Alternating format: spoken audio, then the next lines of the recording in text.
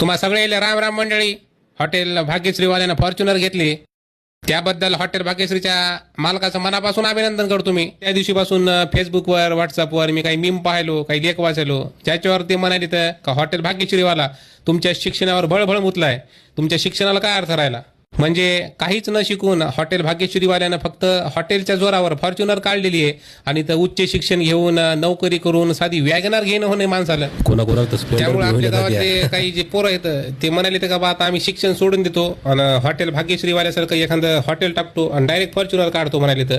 पण मला असं वाटतं की हे चुकीचं आहे. म्हणजे शिक्षणाला आपण प्राधान्य दिलं पाहिजे, महत्व दिलं पाहिजे. त्या संदर्भात आपले हॉटेल व्यावसायिक सोपानराव आघाव इथं आलेले आहेत. आपण सोपानला विचारू का नेमकं हॉटेल टाकावं का शिक्षण घ्यावं. तुम्हाला सगळ्यांना माहित असेल का जिंतूर हिंगोली रोडवर सोपानचं हॉटेल आहे मटणाचं. सोपान पुढचं तू बोल आता. धन्यवाद तात्या, धन्यवाद. तर मंडळी राम राम. तर मंडळी तुम्हाला तर माहिती आहे का हिंगोली औंढा रोडवर सगळ्यात जास्त चालणारं हॉटेल आपले. खरं तर मला पहिल्यापासून हॉटेल टाकायचं नव्हतं तात्या. तुम्हाला सांगतो मला MPSC करायची होती आणि पुण्याला जाऊन MPSCचे क्लास लावा असं मला वाटू लागलं. मी म्हणजे पैसा गिजा सगळा जमून ठेवला होता, पण फाटकं जीवन्या म्हणजे जीवन आगाव मला म्हणे की MPSCचे क्लास लावून काही मतलब नाही म्हणे. आणि काळा मोन्या बी मला म्हणलं होतं का दा म्हणे तू अभ्यासात तेवढा हुशार नाही म्हणे, MPSC काही करू नको, MPSCच्या नादी जर लागशील म्हणे तर 7-8 वर्ष तू बरबाद होतील म्हणे. मग म्या बी विचार केला, म्या म्हणलं माझ्या काळ्या मोहण्याचं बरोबर आहे. पुन्हा जर समजा काही हातात आलं नाही 7-8 वर्ष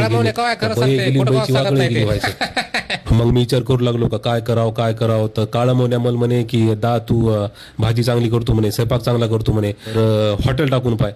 पण भाग्यश्रीवाल्यांची काही फॉर्च्युनर घेतलेली आहे तेव्हापासून पोरायला असं वाटायलंय का हॉटेल लाईनला सोपी आहे. तर सोपी बी नसती, मेहनत करणं लागती. आता मी स्वतः भाज्या हाणत असतो, मटन गिटन रस्सा गिसा सगळं मी जातीनं करत असतो, ते मला येतंय म्हणून जमतंय. पण तेवढा बी पैसा हॉटेल लाईनमध्ये आहे असं मला वाटत नाही. म्हणजे चढ उतार प्रत्येक धंद्यामध्ये असतेच. सगळ्यात महत्वाचं म्हणजे आधी शिक्षणाला प्राधान्य द्या. हे फक्त हॉटेल टाकून तुम्हाला जर वाटत असेल की शिक्षणाची काही गरज नाही तर तसं नसते. पण हॉटेल चालवायचं म्हणजे बी लय परेशानी असते. ते काही सोपं काम नाही, ते वाटतंय तेवढं नाही का. सोपं तर काहीच नाही रे.